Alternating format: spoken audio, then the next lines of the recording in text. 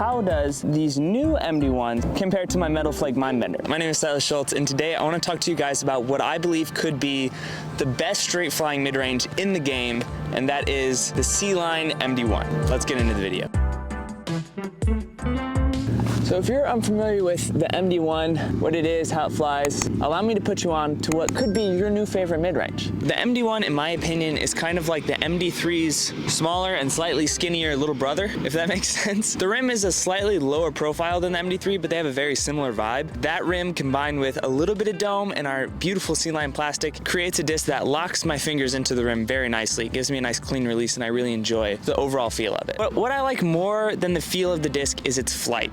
And the reason I like the straight, consistent flight of the MD1 is because it can be a useful tool in the bag of a distance power player like myself, not to brag or anything, or like someone who's just starting out or has a slower arm speed, because it has the glide and straight flight of a disc that just can apply to everyone's bag. The flight numbers on the MD1 are 5, 6, 0, 0. It has good speed, great glide, and wants to go straight. When thrown hard, it has a tendency to be more understable than overstable, but out of the box, it's gonna go very straight and finish a little bit left.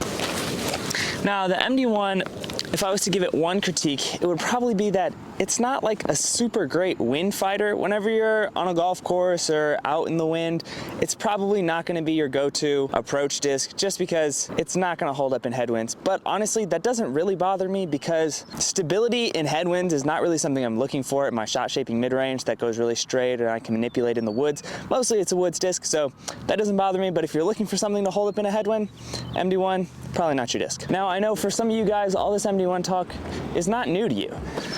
You probably bag an MD1 and it probably has sparkles on it with a sweet Mindbender stamp. And some of you guys might be wondering, well, how does these new MD1s compare to my Metal Flake Mindbender? And in my opinion, from what I've seen throwing both of them, I believe that these new ones are a little bit more overstable in comparison to the Mindbenders. Feel the same, these ones a little bit more overstable.